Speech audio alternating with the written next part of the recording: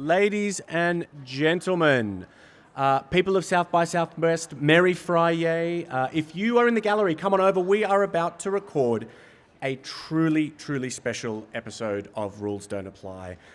I have the great privilege of being joined by Jean Oelwang. Jean, wait for it. Jean is the founding CEO and president of Virgin Unite, the non-profit foundation of the Virgin Group. But her true work transcends business entirely. She is a bridge builder of extraordinary partnerships, having spent decades bringing together CEOs, activists, and world leaders to tackle humanity's toughest challenges. Think Nelson Mandela, Jane Goodall, and of course, Sir Richard Branson. A champion of unity, purpose, and moral leadership, Jean is redefining what success looks like, not as competition, but as connection. Jean, thank you so much for joining us. Thank you so much for having me, for that beautiful introduction. I thought I would start with a question you probably asked, but I thought I'd start with a fun one. Looking back across all of the amazing people that you have built connections and partnerships over the years, who was the most unexpected surprise? That's a beautiful question. I would have to say Anthony Ray Hinton. Okay. Why?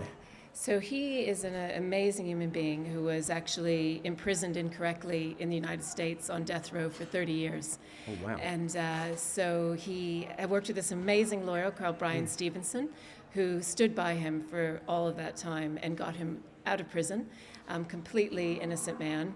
And he was imprisoned in a 5 by 8 foot cell in death row for those 30 years incorrectly. And I think Anthony was a unexpected connection because I learned so much from him. Just a human being who had endured that and come out the other side still with this extraordinary sense of humor, this extraordinary sense of joy for life, and this deep passion to want to end the death penalty. And he fights every single day. And he's probably one of the most beautiful human beings I have ever met. Where do you think a guy like that draws it from? I mean, it's just mind-bending that someone spends 30 years on death row. Yeah, well, one of the places he draws it from is his best friend, and that's the other reason why I love his story. Is this chap Lester?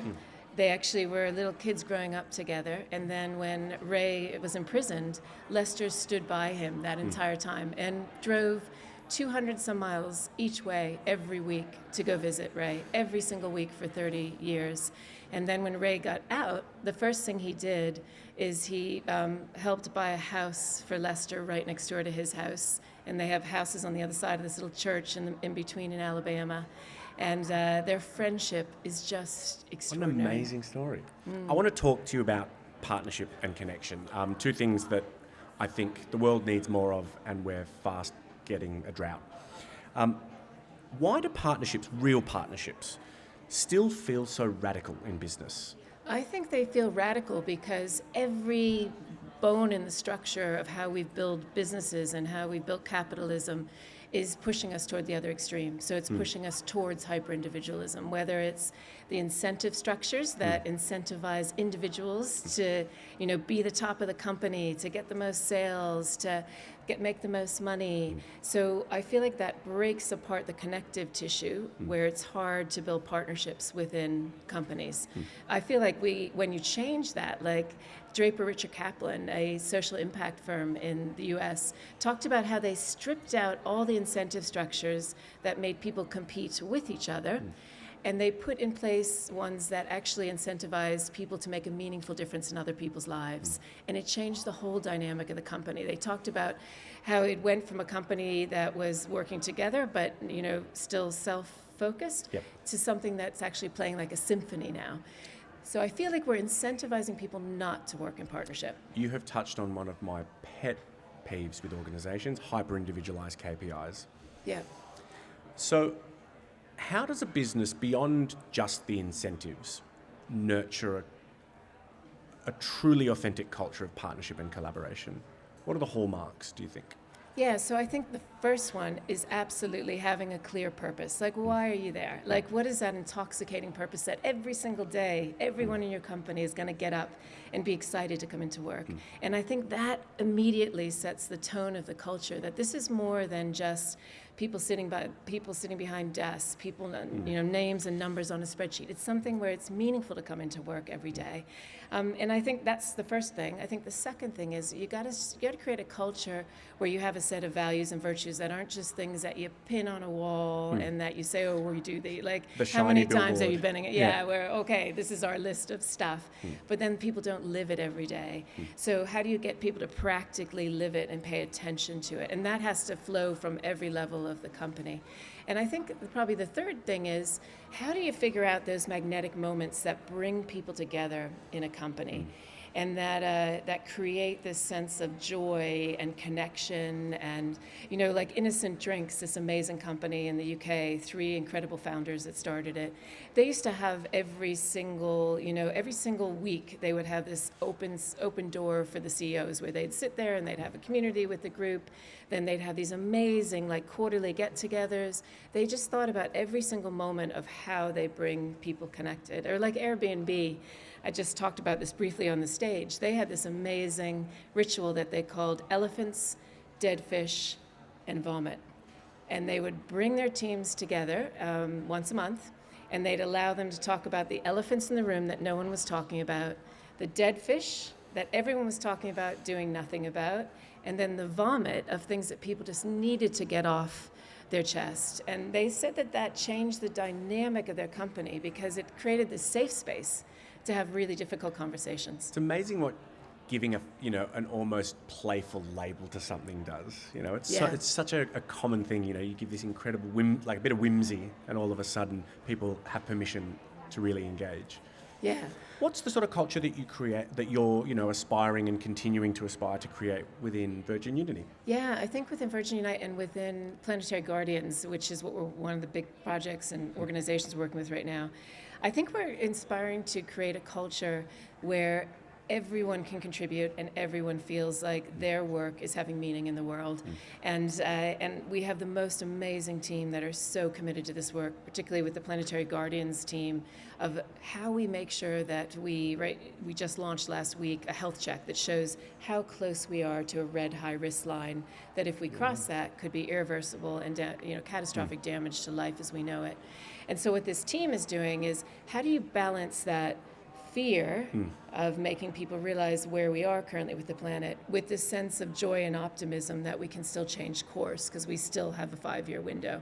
So culturally, one of the things that we're trying to do as a team is think about how some of the basics, I think often as companies we don't think about the basics, really clear roles and responsibilities so it stops friction from within a team, I think is really critical. I think the second thing is making sure that it's not episodical reviews with people. So it's constant open feedback back and forth. So it's not just one-way feedback. It's feedback that's transparent and back and forth so that everyone in the organization is growing and learning. And I think having joy and fun, we try to make sure the reason we're there is because we're protecting the planet. So we just had this amazing trip to Indonesia where we got the chance to see one of our Planetary Guardians work in the lesser ecosystem.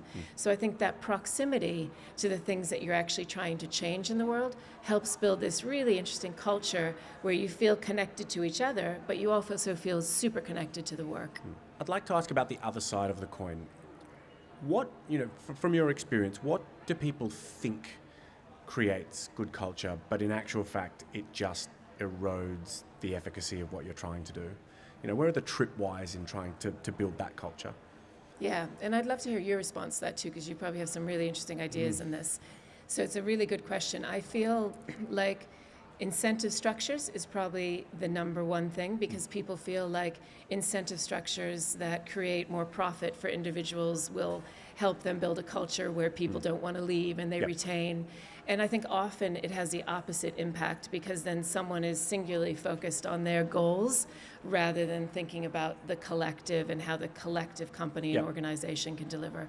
So I think that's absolutely one of them. I think some of the other ones are the way we do reviews, as I just mentioned. I feel like people think that culturally, these episodical reviews every quarter are so critical and you can't miss one, when in reality we should be giving each other feedback all of the time. I think it's almost more damaging to do that at different times. And I think The other thing is we set these structures up hierarchically around title that we think, again, creates culture where people can move up a ladder, and then it really becomes a focus of people, of how they move up the ladder. The Hunger Games that start. The Hunger Games, rather than figuring out how you can help each other really come and have meaningful work every day. So I think a lot of the structures of what we've created have not been human. You know, they haven't focused on putting humanity at the center. What do you think? I mean, I love your answer. A couple of things that come to mind. The first is, the pizza bingo, right? These performative, we're doing a culture event, but there's an incongruence between these ceremonies that talk to an aspirational culture, but the behaviours day to day don't reflect that. Yeah. I think one of the quickest ways to erode culture is backdoor conversations, leaving things, unsaid in the room and then saying them through other channels. And I think the surest way to ensure that you don't have a healthy culture is to cripple psychological safety in your teams. Yeah. I love, I truly subscribe to your perspective on feedback. Anyone that joins my leadership team gets sent Radical Candor by Kim Scott. It's the only thing that you have to read before you start in the team.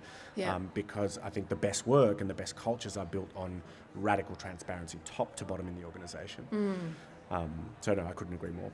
And it's actually just following on from that comment. I think a good part of it is listening. And it's not just listening, but it's who you listen to. And I learned a lesson from Richard, actually, very early when I was working in Australia. Because we had just launched Virgin Mobile, and we had this big press conference, and we were all excited as a leadership team. We went running back to the office because we had a board meeting with Richard, so we were all excited to have this meeting. And so we're sitting in the meeting, and we couldn't find him. Like, he was nowhere to be found, and we're looking all over the building, and we found him in the customer service center.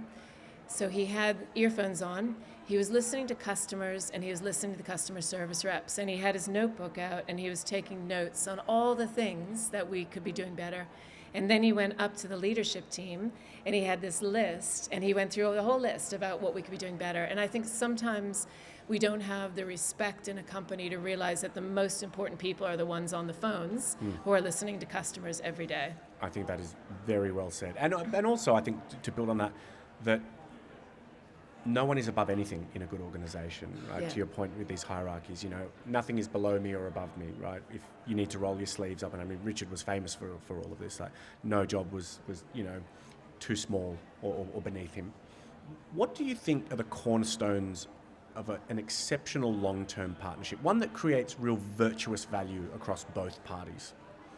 Yeah, well, we spent about 15 years interviewing partnerships. So we interviewed 65 plus partnerships in the world, and we chose them because they had longevity and they'd use their partnership to make a much bigger difference in the world. And what we found, there was 6 things that came out consistently in every single one of those partnerships. One was that concept of something bigger. So having a purpose. And it could be that the two people have individual purposes but come together and they help each other with their purpose, or it could be one common purpose. And then, it was funny because when I first started to do these interviews, I was going to write a romantic book about romantic partnerships, and then I interviewed Ben and Jerry, and the whole book and the whole idea turned upside down because their interview was so incredible, and I've never in my life had so much laughter in 2 hours, and also heard the word love mentioned so much linked to business. And so it turned the book idea and the concept of Plus Wonder upside down, and then we started opening it up to all kinds of partnerships. And what we found is there was these commonalities of these 6 across any type of partnership. But when I asked Ben and Jerry how they had made Ben and Jerry's happen, they just started saying we were all in. We 100% had each other's backs. We were friends before we were partners. And then they just started giggling and laughing. And so I think being all in a partnership is really important. So that became the second. The third, which is really fundamental, is these 6 virtues came up in every interview. And the 3, that are almost the twin sisters, were trust, respect, and belief. And then humility, gratitude, and empathy right after that. But this sense of, again, living by these virtues and being conscious of it even with your body language, even with every word you say. And then the two probably most unexpected ones were these things like magnetic moments, where they consciously had daily practices, they had, monthly rituals, yearly rituals that held them together and built that connective tissue into the partnership.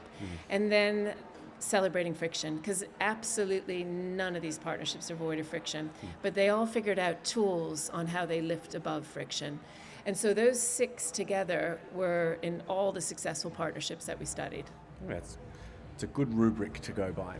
You mentioned love. I would love to touch on love, because you often speak about love as a leadership strategy, and I think that's such an amazing counter to convention approach that I'd love to get a bit of insight into. What does leading with love look like day to day? Practically, how does that come to life?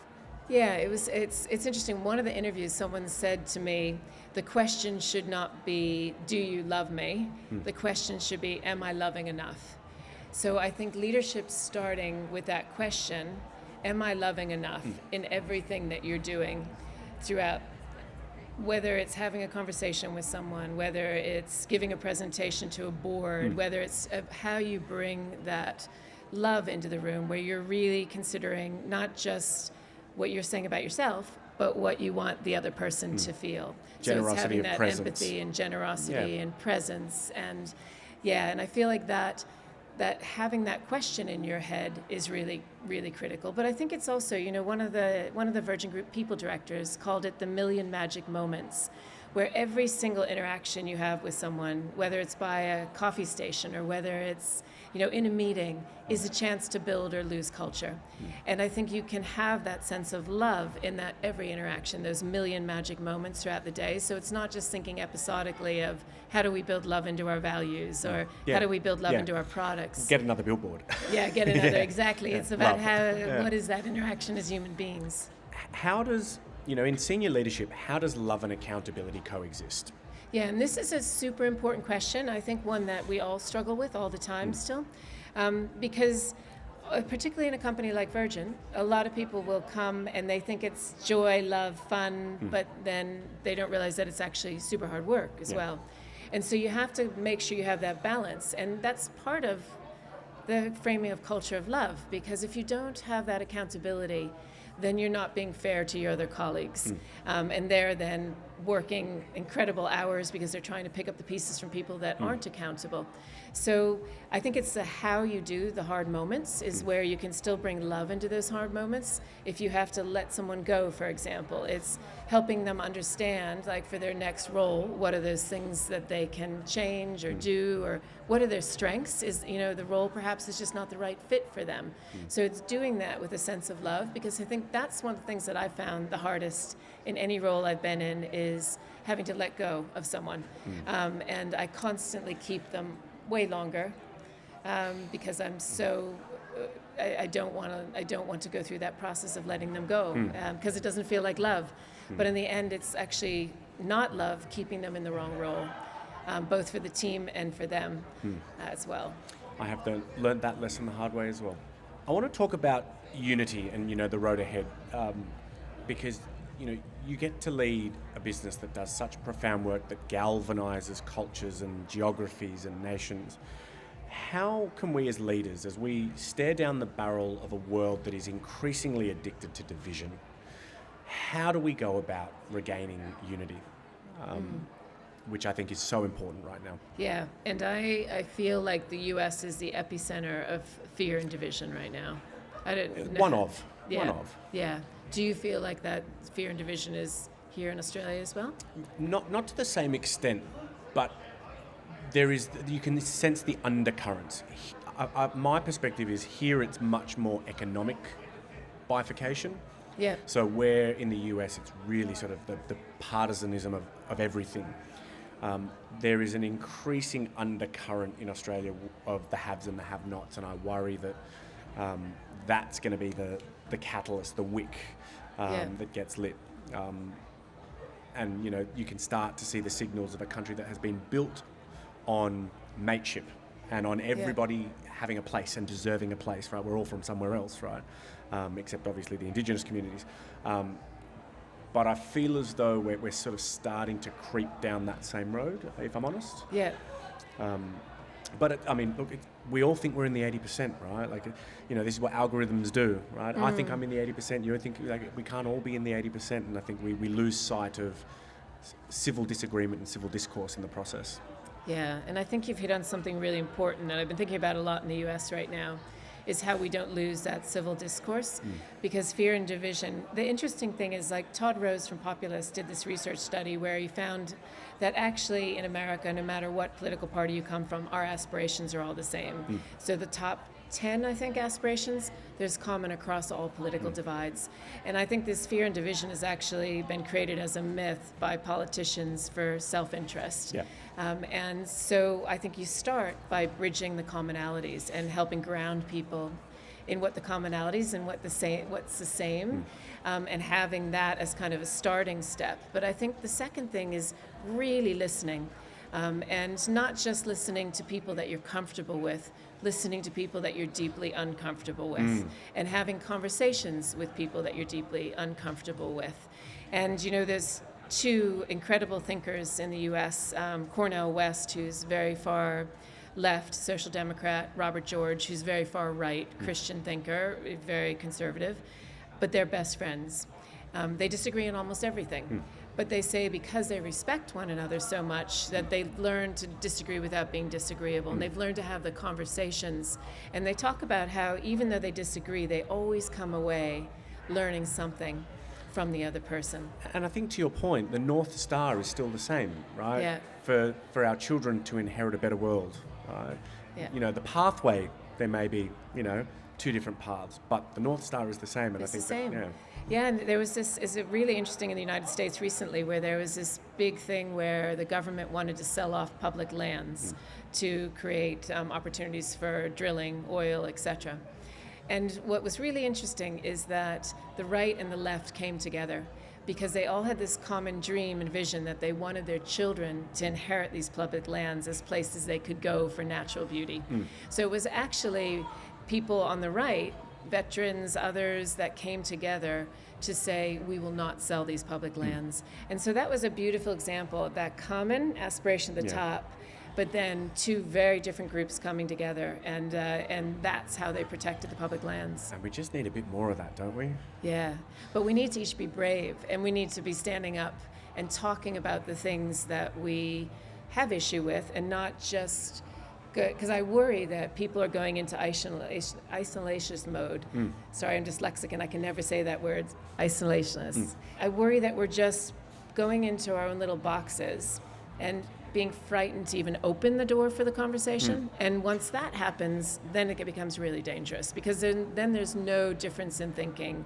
There's no electric current where people are thinking, oh my God, this is a different way I could look at it, or this is a different way I could do it or approach it. I was talking to the CEO of The Conversation earlier this week. And we were talking, it's just so funny though, because we disincentivize mental agility, right? Yeah. Think about how we vilify politicians. God forbid they should change their mind from a perspective that they held 10 years ago. So, I mean, it's unsurprising that we're so guarded when it comes to having our belief structures or our perspectives changed, because optically it's, all of the signals are telling us that that's not a good thing. Yeah. Yeah, we're so quick to judge, and that's making people petrified to speak out and to speak what they believe. Yeah. And so I think it's really important for all of us to create those safe spaces where people can have a conversation, and companies are really important places to be able to open those spaces up so that people can talk about difference, have a conversation, bring in speakers that perhaps have different thinking from them. To have that conversation is really important. You've probably given me the first example of what I was going to ask, which is how might organizations do that in a way that's not synthetic? Guys, we're here to talk about our differences. How do you do that organically so that people feel psychologically safe, but also feel as though they have permission to engage? Because I think you're absolutely right, but it's this wicked problem of trying to do it in a way that doesn't seem performative. You know what I mean? Yeah, and I think it has to come up organically from within the company, and the ideas and the thoughts and who should come in to speak. It can't be top down of the CEO says, we're going to talk today about X, Y, Z. It has to be people co-creating that. Like we did something with DEI a couple years ago that was really beautiful, where the employees decided who they wanted to bring in to speak from all different directions, to have a really open conversation about it. And then it was a safe space where employees knew that if they stood up and talked about an issue where they felt they weren't treated appropriately in the company, they weren't going to get, black marked, or it was this really safe space in the room where you had all different levels of leadership. So I think it's creating and really living by that, and not then like after everyone walks out the room changing. Can you believe what she... Yeah, exactly. And the back chat, as you said, and not putting up with that back chat, but creating those safe spaces to have that. And sometimes, like we did that the other day, the death penalty in America is a really controversial subject. 50% of people believe it's still right, 50% of people don't. And we're working to end it. And so we wanted to get people from all different political parties on a phone call to actually learn more about why. And so we made that call anonymous, so they didn't have to be there in their capacity as the CEO of a company. They could be there as a human being and just listen, and not have to share their name, not have to. So I think sometimes that's important too, is just allowing people that space to learn and to listen, and to be without present. the brand and the puppet strings. Yeah. If I could give you a magic wand and you could deliver 3 impactful programs overnight, what 3 would they be? How would you change the world, and why those 3? Okay, I'm going to ask you the same question after, because it's a really good question. All right. So the first one, I would say, and some of these are very biased because they're at the top of my head right now. But the first one is that I feel that we need a control center for the planet where we have all the planetary data in one place, so we know the health of our planet. Because it is absurd right now that, like, how many times a year do you get a health check? Once. But you do it once a year, right? Yeah, maybe once a year. Yeah. Twice a year, maybe. Twice a year. So we don't give a health check to the whole planet. So we talk about climate over here, biodiversity over here, land over here, but we don't look at that whole picture as one system. So one thing I think we need absolutely urgently, because all of these it's one system and all the subsystems interact with each other. And when we launched the Planetary Health Check last week, as I mentioned, we are so close to a red line that if we cross it would be catastrophic. So I think we have to have a clear understanding of the planet, and we need to all start to think in a planetary scale rather than in isolated buckets. So that is one thing I would do as a grounding, because if we don't fix that, it's going to be catastrophic for people all over the world, particularly the most vulnerable people. I think the second thing I would do is focus on how we change in our schools education towards hyper-individualism, because I feel like that is at the root love that answer. cause That's a great answer. of almost everything that we are facing right now, is because from the time we can walk, we're taught that we have to be the superhero, we have to get the gold star, we have to be the top of the sports team, we have to be the top of our class, but we're not taught about how to partner and collaborate. Like if you think back in your school, very rarely are we taught how to partner and collaborate. So I would change the education system to make sure that we put that at the center. More collectivist, and less on the individual. And the third thing I would do is I would change our economic model, because it's deeply broken right now, where we're not valuing a living nature. We're building the wealth of our companies off the back of nature, but not valuing a living nature. And we're not valuing the human beings in our companies. And so I'd figure out how we change the structure from an incentive perspective, but also how we change the rule of the boardroom, because I feel like a lot of the issues that permeate in companies are because boards are driving the CEO and driving the leadership team and driving the company to do that. So I think we need to change the rules of that boardroom as well as change our incentive structures throughout businesses. What are your 3? That was I feel as though I'm going to pale in I think the first would be, I genuinely worry that AI is distracting us from the climate conversation. It's a convenient distraction from the damage that we're doing. So I'm going to align with you on the first one. The second would be, I would invest in democratized access to energy. I think we have, similarly, due to the economic model, but we have the capacity for every nation, populace on Earth to have access to energy. And with that, you think, what would happen if we had access to free energy across the world? Yep. It's a great one. And similarly, clean water. They're probably my three. I think no one in this day and age should not have access to drinking water. Yeah. And it blows my mind that billions of people still don't. Yeah, basic human right. Yeah. Yeah. Last one, before I get into 5 quick fire questions that we've got a little tradition at the end of this. Jean, when all of the noise fades, what legacy of connection do you hope to leave behind? When all the noise fades When of all my life. is done and dusted, what do you hope people look back and talk about? I hope, I hope it's not just about my legacy, actually. I hope it's actually, they say... The legacy. The legacy. Yeah, I hope in some way I've shifted, in some tiny way, shifted this world towards realizing that the most important thing we need to do is collaborate at a scale that we can't even begin to imagine yet. And that people start to realize that the relationship with each other is the most important metric of success in this world.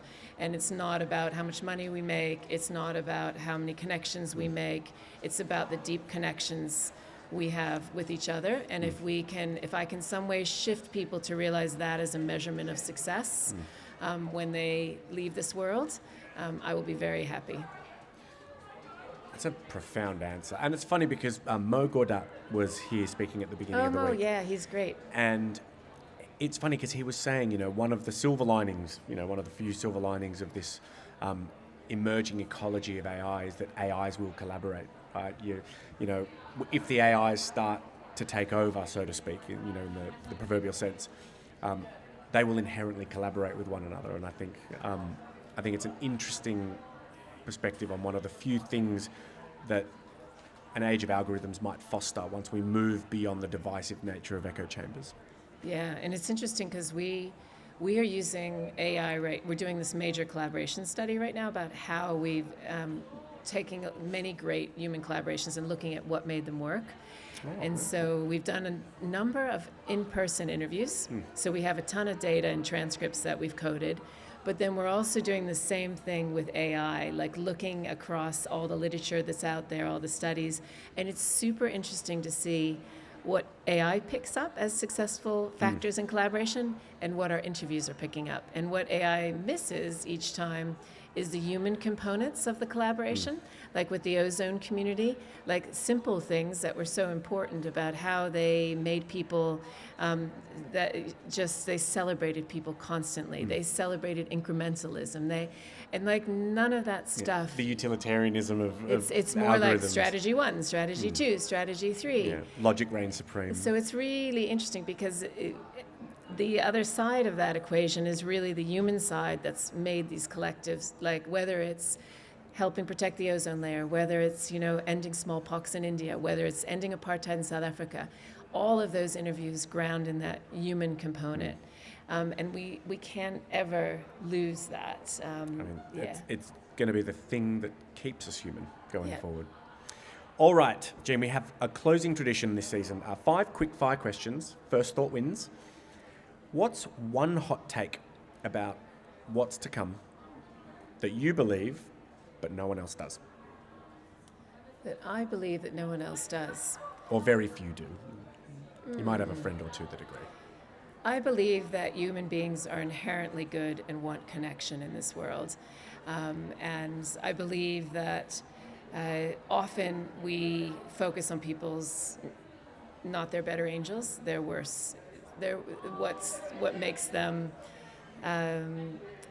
not a good human being in the world. I think most of the press, most of the media, most of the stuff that comes out is all about the bad things. And I really believe that inherently human beings are great. What's the most important thing you've let go of? The most important thing I've let go of is thinking that I have to be a superhero. And I feel like that superhero myth is a thing that we all need to unlearn. What do you want written on your gravestone? So what immediately came to mind when you said that is Buckminster Fuller's gravestone that says, I was a trim tab. And a trim tab... On the end of on the end of a wing? So those little things that can move ships. So a tiny, tiny thing that can move ships in a big way. So I love his gravestone because it reminds me that every single one of us as an individual can make a shift and a change, but when we come together as collective trim tabs, that's when the huge changes have. So I would change my gravestone to be, I was part of a collective of trim tabs. What's one rule you secretly wish you hadn't broken? Probably in the workplace, the rule that you shouldn't work 24 hours a day, and I break it every day. And you know, every interview that you see when people are leaving us is around the relationships that they build. And so for me, it's always a reminder to stop the work and make sure that I build those deep connections and relationships in my life, which is why I've really been on this 15-year journey of figuring out the how we build those deep connections, because I had to relearn how to do that after working 24 hours a day. Last one. What question are you most tired of being asked? Definitely none of the ones that you just asked me. I don't think I've ever had any of those questions. That's fantastic. The most question that I'm tired of being asked is, what is it like to work with Richard Branson? And I won't be asking it because I think the work that you do is so important, and I think that you've filled my cup today. Thank you so much. Ladies and gentlemen, Jean Oelwang. Thank you. Thanks so much.